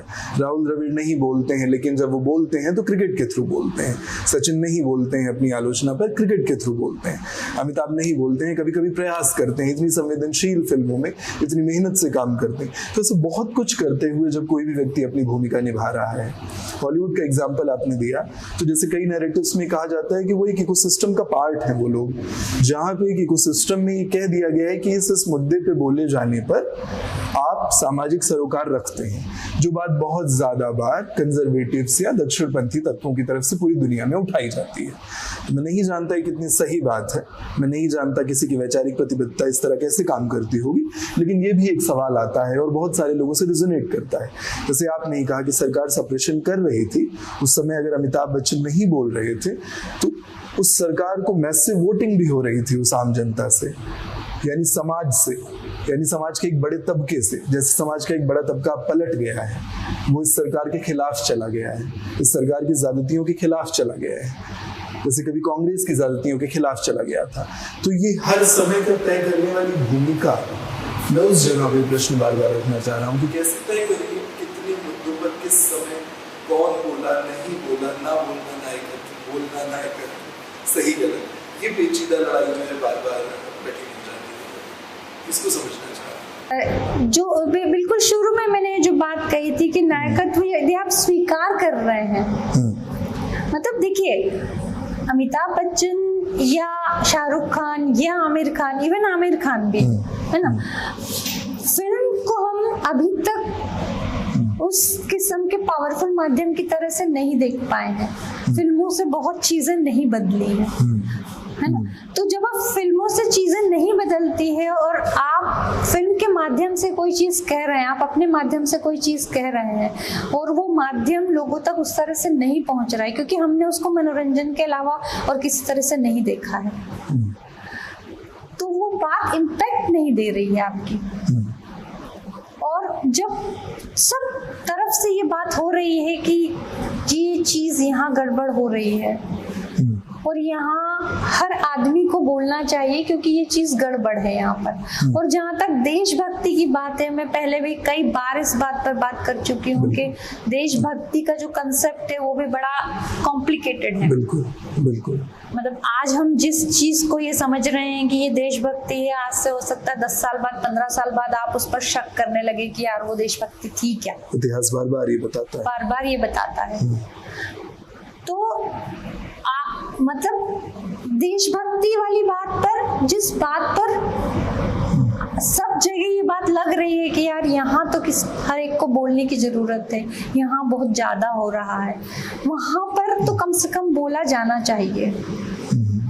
और जब आप चुप हैं उस जगह खड़े होकर, मतलब एक कमजोर आदमी है वो चुप हो तो चलो ठीक है, कमजोर है तो कमजोर अपनी लड़ाई वैसे नहीं लड़ पाएगा, लेकिन आप उस जगह खड़े होकर यदि आप चुप हैं, आपको बोलना चाहिए उस विषय पर, आप नहीं बोल रहे हैं जिस चीज का लोगों पर असर पड़ता है। आखिरकार क्यों इतने सारे बुद्धिजीवी जो हैं, मतलब किसी ने किसी वक्त में ये लिखा था कि ये जो दौर है, इस दौर का जो हासिल है वो ये है कि बहुत तेजी से लोगों का कांग्रेसीकरण हुआ है। और बहुत देर तक मैं ये बात सोचती रही कि इस बात का क्या मतलब है, और फिर धीरे से मुझे समझ में आया कि इस बात का मतलब ये है कि वो सारे लोग जो अब तक न्यूट्रल थे या पॉलिटिक्स से दूर थे, वो अचानक से सरकार के खिलाफ जाकर खड़े हो गए। सरकार के खिलाफ जाकर खड़े हुए मतलब कांग्रेस की तरफ जाकर खड़े हुए, क्योंकि कांग्रेस की तरफ जाकर खड़े होने की एक बड़ी वजह ये है कि हमारे पास अभी एक विकल्प के तौर पर वही नजर आता है। कुछ ऐसा ही आपने लिबरल मुस्लिम्स के रिगार्डिंग भी लिखा था कि अचानक से उनकी वॉइसेस भी प्रोनाउंस्ड हुई हैं पिछले सालों में। हाँ बिल्कुल, वरना ये आवाजें दबी रहती थी। हाँ, ये मैं इस चीज को भी मैं बोल रही हूँ लगातार कि ये जो वक्त है, ये वक्त मुसलमानों के लिए, जो लिबरल मुसलमान है उनके लिए ये वक्त बहुत अच्छा है, क्योंकि वो अपने जो खोल है उससे बाहर आ रहे हैं, उनको वो स्पेस मिल रहा है जहाँ वो अपनी बात कर पा रहे हैं। अदरवाइज जब इस तरह से राष्ट्रवाद का हंगामा नहीं था तो वो लोग भी उस डर के साथ जीते थे कि हम अपनी बात करें या ना करें। तो यही बात है कि आपके पास मौके हैं, तो आपका जो नायकत्व है, अमिताभ को जो नायकत्व है, वो सिर्फ फिल्म के लिए नहीं दिया गया है, वो इस सोसाइटी में, मतलब हमने ये मान लिया है कि सोसाइटी में आपके पॉजिटिव इम्पैक्ट चाहिए, क्योंकि बदलाव जो है तो ये चीज इस चीज से भी जुड़ती है कि जो कल्चरलाइजेशन जो है, संस्कृति है या जो सामाजिकरण है, वो ऊपर से नीचे आता है। मैं यहाँ बैठकर कोई चीज बदलाव की कोशिश करूंगी तो वो बदलाव शायद उतना इम्पैक्टफुल नहीं होगा, यदि अमिताभ करेंगे तो इम्पैक्टफुल होगा। तो वो आपको जो मिला है उसको आपको पे करना पड़ेगा, वो आपकी जिम्मेदारी है, वो आपकी सामाजिक जिम्मेदारी है। ये मतलब मुझे हर उस आदमी के लिए लगती है जिसको सोसाइटी ने बड़ा कर दिया है, जिसको समाज ने बड़ा कर दिया। वो ठीक है, वो अपना काम करके बड़ा हुए हैं, लेकिन नायकत्व का मतलब क्या है? लोग आपको फॉलो करेंगे तो आप नायक हो पाएंगे ना, स्वयंभू तो नहीं हो पाएंगे। तो वो जिम्मेदारी तो आपको निभानी पड़ेगी। बहुत पेंच है इस बात। हाँ। और लंबी बात हो जाएगी ये वाली, किसी और समय, किसी और दिन। सबसे इतर ले चलते हैं एक किताब जो आपकी सबसे जरूरी किताब मुझे लगी, माधवी, आभूषण से छिटका स्वर्ण कर। मैग्नम ओपस है आपका, एक तरीके से आपने उसमें पूरी जान लगाई है और बहुत अच्छे से लिखी गई किताब है। चारों किताबों में सबसे ज्यादा मेहनत से, सबसे ज्यादा खूबसूरती से मैंने भी वही किताब पढ़ी है। स्वाति है नशे की तरह, उन्हें वो किताब उन्होंने पढ़ती रही, कहीं डूबी रही उसमें। तो मुझे लगा है बार बार कि मतलब इतने सारे पक्षों पे बात की गई है, जैसे मुझे लग रहा था मैं सच में कोई एपिक पढ़ रहा हूँ अपना पुराने जमाने का, अभी 2000-3000 साल पहले का, जिसमें इंसानी जिंदगी के सारे पहलू, सारे पक्ष टच किए जा रहे हैं। कई कैरेक्टर्स आ रहे हैं, जा रहे हैं, उसके बाद भी ऐसा नहीं हो रहा है कि कहानी जबरदस्ती की लग रही है। कई लोगों ने ये प्रश्न उठाया माधवी की समीक्षाएं जो मैंने पढ़ी कि थोड़ा ज्यादा लंबी है, असली कहानी बहुत देर से शुरू होती है, लेकिन उसके बाद वाजिब जवाब भी थे आपके पास कि जब कहानी स्टेब्लिश नहीं होती, देवयानी और शर्मिष्ठा जैसे चरित्र पहले समझ नहीं आते, तो उसके बाद माधवी को समझना मुश्किल होता लोगों के लिए। और आपने ऑब्वियसली पीछे से लिखनी शुरू करी कहानी, लास्ट के चैप्टर सबसे पहले लिखे और फिर धीरे धीरे पीछे की तरफ आप शुरुआत की तरफ गए हैं। तो बहुत सुंदर उपन्यास है। उस उपन्यास से रिलेटेड एक सवाल था और उससे बहुत कुछ समझ में शायद आए कि माधवी उपन्यास पे जो प्रतिक्रियाएं आई कौन सी प्रतिक्रियाएं थी जिन्होंने चौंकाया या खास ध्यान खींचा? ये प्रश्न इसलिए कि हिंदी में इस तरह के उपन्यासों की इधर बाढ़ सी आई हुई है। पौराणिक या एपिक से जुड़े हुए मुद्दे उठाकर उन पे लगातार कुछ लिख दिया जा रहा है, कुछ नया एंगल देकर, कुछ नया लेंस देकर। और लेकिन ऐसा हो रहा है कि ऐसी जो विषय वस्तु है उसको बरतना बहुत कठिन है। जो हमारा हिंदी की थाती है, हजारी प्रसाद द्विवेदी इस मुद्दे पर कुछ लिख रहे थे, या अगर और पॉपुलर कैटेगरी में कोई राइटर्स लिख रहे थे, तो उस परंपरा के बाद अब जो लोग लिख रहे हैं, कई बार उस मुद्दे को उस तरह बरत पाने की स्पेस, वो जो मेहनत मांगता है, जो गहन, वो नहीं दे पाते, लेकिन लिखते हैं। और चर्चित भी हो रही है किताबें, क्योंकि हिंदी में वो तरीके हैं जहाँ कई बार शोर करके और तमाम तरीकों से किताबें बिकने लगती हैं। हालांकि पढ़ने के बाद ऐसा होता है, जैसा आपके साथ होता है, कि ठगा सा महसूस करते हैं आप कि यहाँ उस तरह से डील नहीं किया गया। माधवी मेरे पढ़े में इसमें इतर बैठती है, बिल्कुल बहुत मेहनत से, बहुत परिश्रम से लिखी गई। तो जो प्रतिक्रियाएं आई, उससे आपको अपने पूरे इस उपक्रम का कैसा संतोष अनुभव हुआ और कैसा सीमाएं भी लगी कि हाँ, मैंने कैसे इस प्रोजेक्ट को उठा तो लिया, लेकिन मैं एक राइटर के तौर पे शायद इससे न्याय नहीं कर पाई होंगी, क्योंकि डेफिनेटली कई सारे सवाल भी थे समीक्षाओं में जो आते रहे। प्रियदर्शन जी ने जैसे कुछ बातें लिखी, एक बड़ी गलती जो उन्होंने नोटिस करी और जो मुझे भी बहुत अजीब लगी थी पढ़ते समय, कि जितने भी हिंदू मिथक से रिलेटेड वैज्ञानिक चीजें हैं, कि ऐसा कुछ वैज्ञानिक उपलब्धि रही होगी, उस समय भी इस तरह के ऑपरेशन, सर्जरी चीजें होती रही होंगी, उनको आपने कुछ इस तरह लिखा है कि वो साइंटिफिक बिल्कुल मालूम पड़ती हैं। उनके प्रोसीजर को आपने थोड़ा इल्यूसिडेट किया है और ऐसे बताया है कि सच में बहुत सिस्टमैटिक एक तरीका रहा होगा। ये ट्रैप में आप फंसेंगे इसकी उम्मीद करना थोड़ा सा कम था एज इन मेरे लिए, और मुझे बार बार लगता था कि ऐसी चीजों को क्यों इस तरह जस्टिफाई करना, जबकि हम जानते हैं ये जमाना ही ऐसा बन गया जहां हर रिलीजियस मेथड को हम साइंटिफिकली जस्टिफाई कर रहे हैं किसी न किसी तरह जोड़कर, और हम जानते हैं इसके नेगेटिव इम्पैक्ट्स कितने ज्यादा बड़े हैं। तो इस तरह की चीजें देखते हुए कौन सी प्रतिक्रियाएं आई माधवी पर जिसने आपको चौंकाया, जिसने ध्यान खींचा, जिसने संतोष दिया आपको, और जिसने आपको याद दिलाया, जैसे प्रियदर्शन जी की बात में डेफिनेटली, कि ये कमी कैसे मुझसे रह गई और मैं क्यों नहीं इसकी तरफ ध्यान दे पाई, जबकि मैंने इतनी परिश्रम से इतना समय देके एक चीज लिखी। माधवी पर जो प्रतिक्रियाएं आई, सबसे अच्छी बात उसकी ये रही कि स्त्रियों ने उस पर बहुत प्रतिक्रियाएं दी और उन्होंने खूब पढ़ा उसको, और बहुत सारे महिलाओं ने ये कहा कि हम इससे रिलेट करते हैं। और जो बात प्रियदर्शन वाली प्रतिक्रिया की आई है, वो बात मतलब जब वो आई तो मुझे भी लगा कि ये चीज मुझसे कैसे स्लिप हो गई। जिन चीजों के खिलाफ मैं ही लिख रही थी और वो चीज जस्टिफाई कर दी मैंने। हाँ, वो मैंने जस्टिफाई कर दी। ये बहुत अच्छे से आपने मेहनत से किया है, अलग अलग प्रसंगों में किया। बिल्कुल। तो ये चीज, इस चीज ने मुझे बहुत ईमानदार, मेरी प्रतिक्रिया ये है कि मुझे अपने आप से भी निराशा हुई। लेकिन लिखने का जो ये होता है ना कि आप जब लिखना शुरू करते हैं, जो मैंने माधवी शायद इस कहानी की किताब में मैंने लिखा है कि आपसे मतलब लिखवा लिया जाता है वाला मसला है, मानवेतर काम है आप कहती हैं। हाँ, ये मानवेतर काम है, क्योंकि जब मैंने शुरू किया था माधवी लिखना तो मुझे नहीं लगा था कि मैं इसको कर पाऊंगी। बहुत सारी चीज़ें मुझे अपनी बहुत सारी सीमाओं के बारे में जानकारी थी, लेकिन माधवी लिखते हुए मुझे लगा कि ये मैंने मान लिया था कि ये मेरी सीमा है, लेकिन ये मेरी सीमा नहीं है।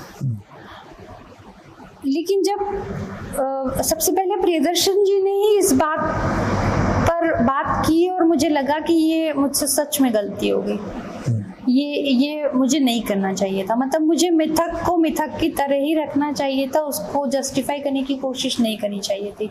लेकिन वो कोशिश मेरी इंटेंशनली नहीं थी, वो बहुत शायद सबकॉन्शियस माइंड में वो चीज़ थी जो हम बहुत सालों से हम इसके बारे में बात करते रहे हैं, सुनते रहे हैं, और हमने कहीं ये मानने में आ गया हमारे कि जो कुछ हमारे माइथोलॉजी में बताया गया है उसमें बहुत सारी वैज्ञानिकता है। इसका प्रेसिडेंट रहा होगा। मुझे कुछ कमेंट्स याद आते हैं आपसे बातचीत में कभी की, जहाँ पर आपने ये रेफरेंस भी लाया है कि कैसी महान परंपरा से हम आते हैं, हिंदू संस्कृति कितनी महान है और कितनी कितनी विशद, कितने लेयर्स हैं उसमें, और अभी पिछले कुछ वर्षों में हमने उसको कितना एकरंगी, कितना एकरस, कितना एकांगी बना दिया है।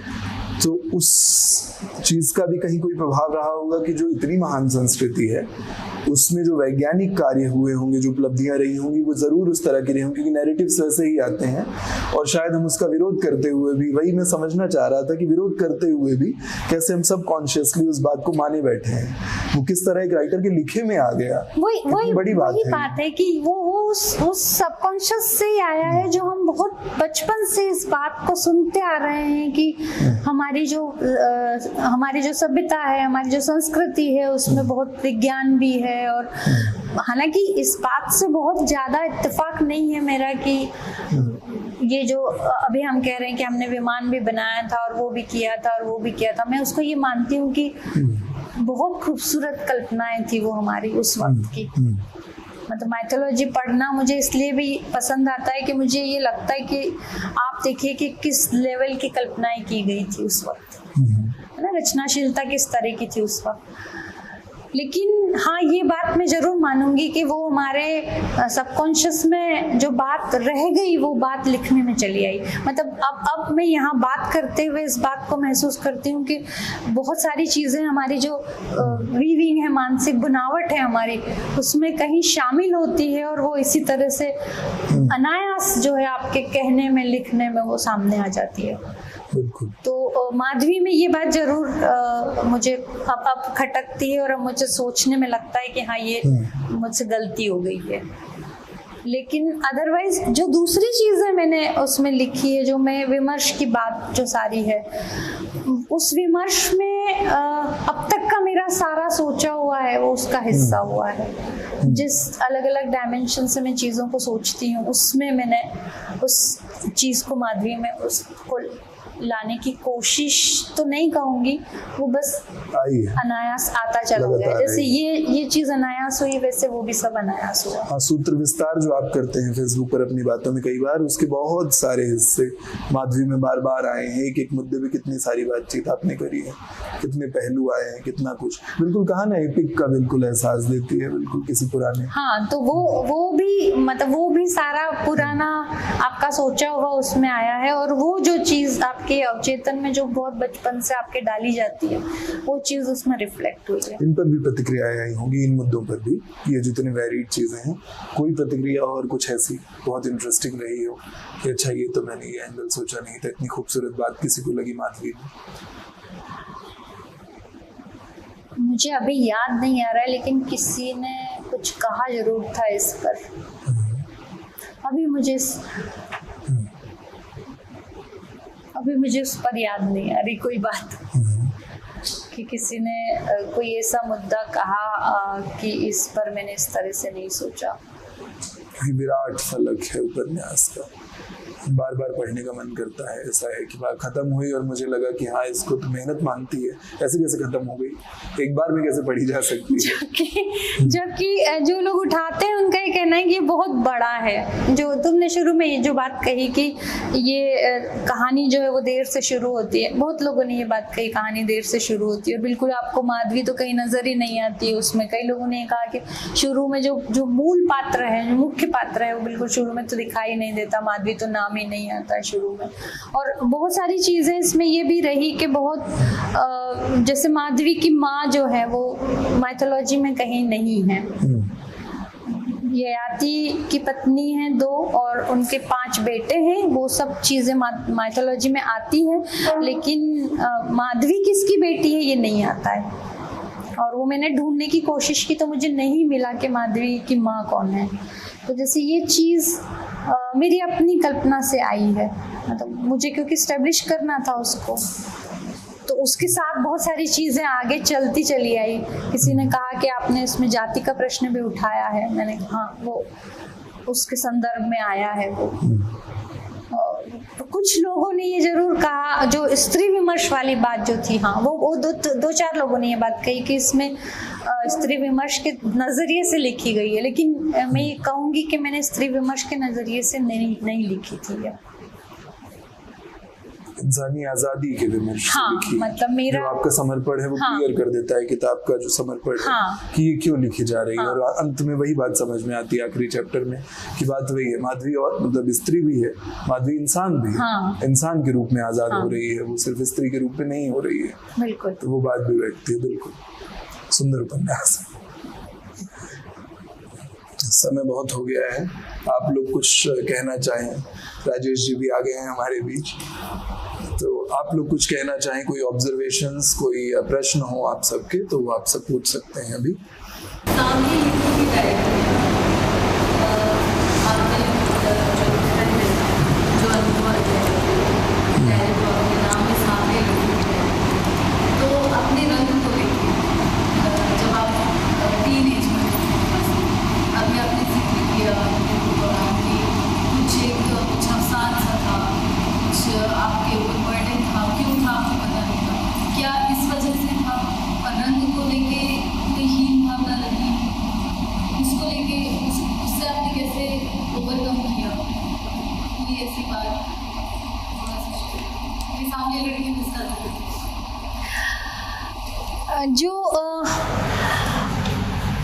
जो मैंने अपने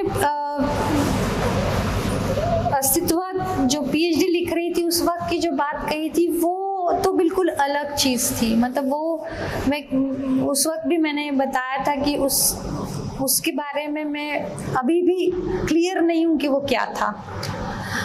और हीन भावना तो रही सामने लड़की की डायरी में, वो उस तरह से आई या नहीं आई पता नहीं, लेकिन बहुत लंबे समय तक मेरे अंदर ये बात रही कि ये कमी है मेरे भीतर।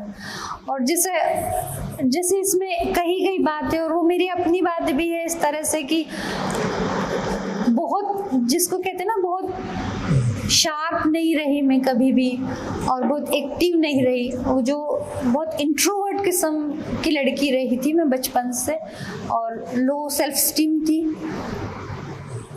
बहुत दोस्त नहीं थे मेरे, बल्कि तो दोस्त थे ही नहीं।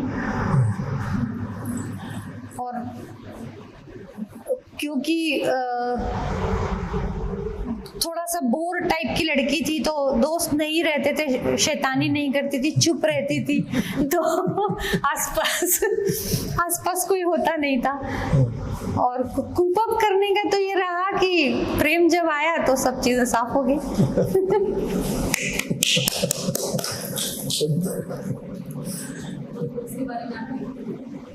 माधवी को लेके जैसा आपके पास पहले भी सवाल है, इससे विमर्श पे लिखी था, मुझे लिबरेशन से रिलेटेड ज़्यादा लगती है। जितने भी कैरेक्टर्स के साथ पहले भी कहा कि जब हम पढ़ना शुरू करते हैं, और बार बार इस बात का जिक्र आ रहा है, मूल बात बहुत बाद में आ रहा है, लेकिन मुझे ऐसा लगा पढ़ के कि माधवी के कैरेक्टर आने के पहले शर्मिष्ठा भी उतनी ही ज़रूरी थी, और जो बाकी के कैरेक्टर साथ में देवयानी चल रहे हो, और वो हर कैरेक्टर अपने आप में छोड़ है, अपनी स्टोरी लेके चल रहा है और वो उसको जस्टिफाई भी कर रहा है, और वो बता रहे हैं कि liberation what is actually liberation. तो माधवी की कहानी मुझे ज़्यादा लिबरेशन की थी। लिबरेशन को आपने बहुत ब्यूटीफुली दिखाया, not only with Madhavi, equally with Devayani, Sharmishtha और इसके दो पुरुष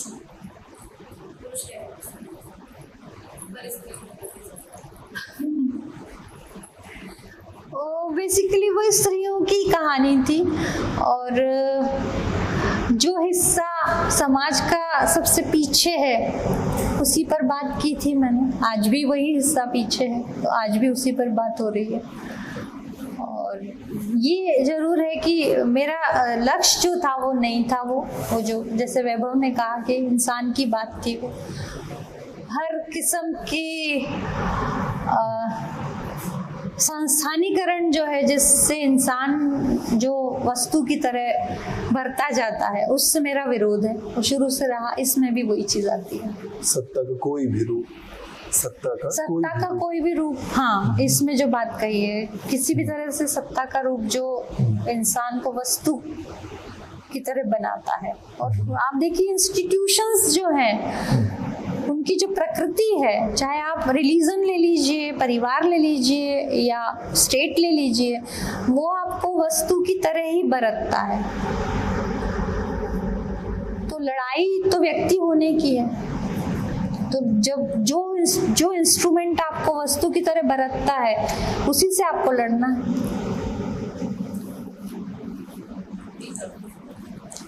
पूछिए स्वाति। बिल्कुल। पिछले दिनों की पोस्ट लिखी थी आपने, मानसा वीकेंड की शादी और चीज पर राजनी की कोई पोस्ट थी और उसकी बहुत स्क्रीनशॉट शेयर किए गए।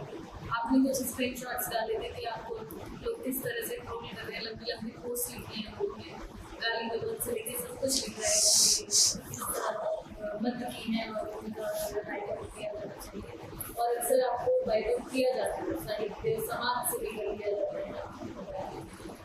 तो इससे कैसे डील करते हो? कितना आपको प्रभावित करता है? आपको साहित्य की बैठ को नहीं बुलाया जाता है, मंच नहीं दिया जाता है, ये किस तरह से?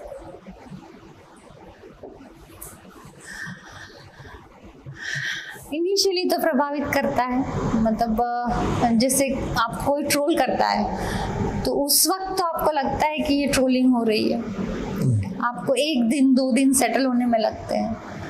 फिर धीरे से आपको ये समझाना पड़ता है अपने आप को भी कि यार आप जो कह रहे हैं, जो गांधी जी वाली बात थी ना, गांधी जी के लिए कहा जाता है सवर्ण कहते हैं कि ये दलितों की तरफ थे और दलित कहते हैं सवर्ण की तरफ थे, मुसलमान कहते हैं कि हिंदू की तरफ थे, हिंदू कहते हैं वो मुसलमान की तरफ थे। तो जो अपने विवेक की सुनता है उसके प्रति लोगों में शक होता है ना, मतलब लोग ये चाहते हैं कि हमारी तरफ ही खड़ा हो, हम गलत कर रहे हो तो गलत को डिफेंड करे, है ना। जब आप गलत को गलत कहने लगते हैं, उस व्यक्ति के गलत को गलत कहने लगते हैं जो ये समझता है कि हमारी तरफ खड़ा हुआ है।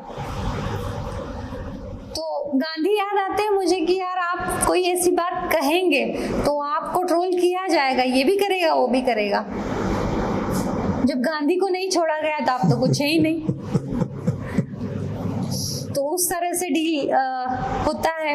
और अब जो ये बात है कि मुझे साहित्य समाज जो है उस तरह से मंच नहीं देता है, तो इसको भी मैंने उस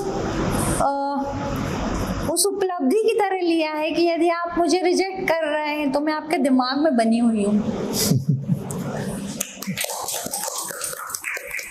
तो अब उसको भी मैंने एक्सेप्ट कर लिया है। और बल्कि ये कहूँगी कि अब कोई मुझे बुलाता है तो मुझे यकीन नहीं होता है, मतलब वो डाउट होता है मुझे कि उसका पर्पस क्या है।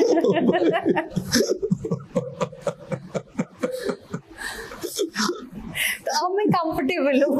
हमारा मंतव्य तो क्लियर है ना, अपना तो सालों का था ना तय। और कोई प्रश्न किसी का है? कुछ आलोक आपका प्रश्न है कुछ? प्लीज थोड़ा आगे आगे पूछ लो, वहां से शायद आवाज नहीं है।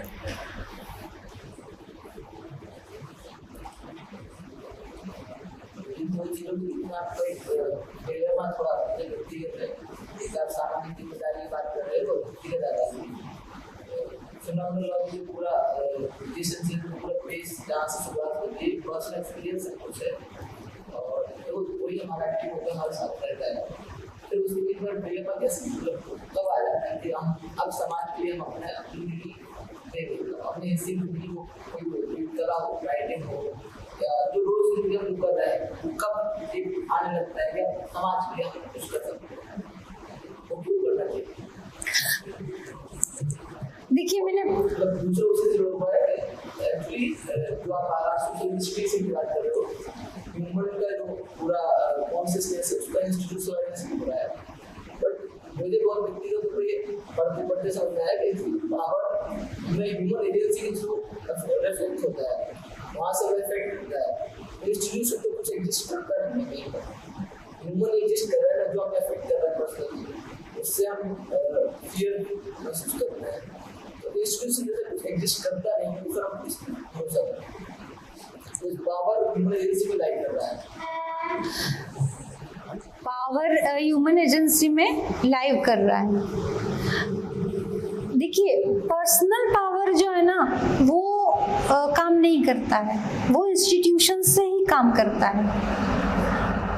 आप आप स्टेट है या धर्म है, रिलीजन है या फैमिली है, पावर तो एक व्यक्ति में रहता है, लेकिन वो पावर पूरा इंस्टीट्यूशन उसको देता है।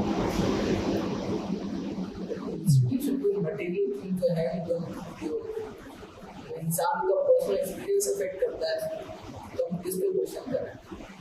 उस इंसान को जो अफेक्ट कर रहा है, उसका अपना एथिक्स काम कर रहा है। नहीं, उसको पावर तो सोसाइटी नहीं दिया ना, सोसाइटी इंस्टीट्यूशन नहीं पावर दिया ना उसको आपको अफेक्ट करने के लिए। आप पर्सन टू पर्सन देखिए, अभी जो स्थितियां हैं, जो मेजॉरिटी सोसाइटी जो है हमारी, है ना, मेजॉरिटी सोसाइटी कुछ वक्त पहले तक ये था कि हिंदू जो है वो बड़ा शांत जीवन जीता था, वो किसी को डराने की कोशिश नहीं करता था। आप इसको इस तरह से समझिए, सब कुछ ठीक चल रहा था, लेकिन अचानक से उसके पास पावर आ गया। कैसे पावर आ गया? सोसाइटी ने उस पूरे सोसाइटी को, जो समाज है पूरा, उसको पावर दे दिया, तो वो उस पावर को अवेल कर रहा है और उसको एंजॉय कर रहा है। तो ये पर्सनल पावर नहीं है, ये पावर सोसाइटी से आया है उसके पास। और ये जो रिलीजन है या स्टेट है, ये इंस्टीट्यूशन है।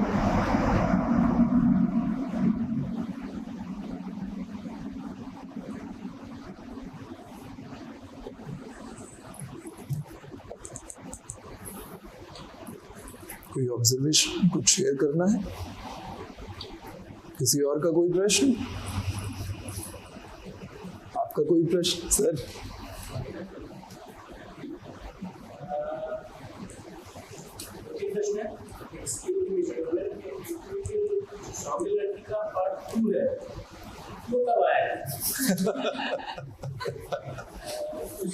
दूसरा प्रश्न ये है कि जैसे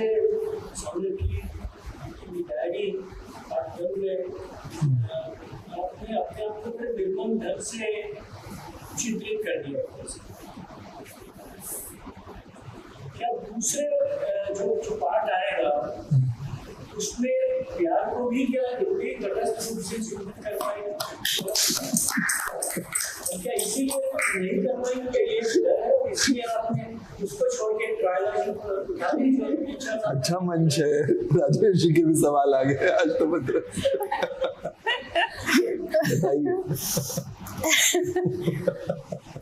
जैसे माधवी के लिए लोग कहते हैं ना कि इसका अगला पार्ट आना चाहिए, वैसे तो मैंने अभी इसका प्लान नहीं किया है, और सामने लड़की की डायरी के सेकंड पार्ट का भी प्लान नहीं किया है। और जहाँ तक ट्रायलॉजी की बात है, तो ट्रायलॉजी का विषय जो है थमाया ही सर ने मुझे, जिसको करते हुए मुझे पसीना आने लगा है। मतलब अब मुझे लग रहा है कि मैं क्यों कर रही हूँ इसको, तो कल्प्रिट तो आप ही हैं।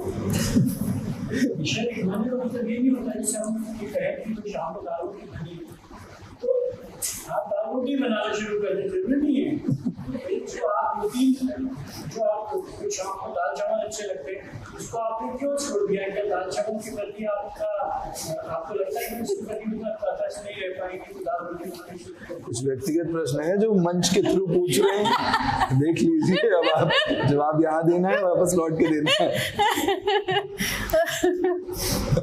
अभी तो इस विषय पर कोई बात नहीं करनी है।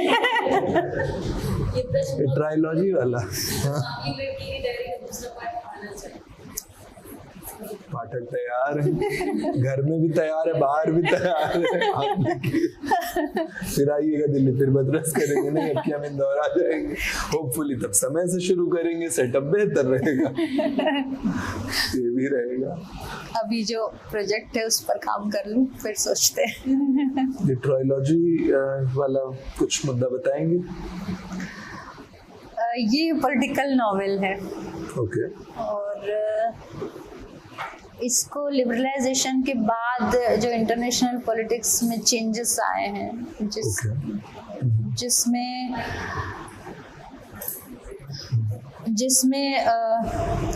जिस तरह से इस्लाम को टारगेट किया जा रहा है, जिन वजहों से इस्लाम को टारगेट किया जा रहा है, उस पर नॉवेल लिख रही हूँ, जो जिसमें रियल घटनाएं हैं सारी। जो भी घटनाएं हुई है 90s से वो शुरू होता है, 1990 से, और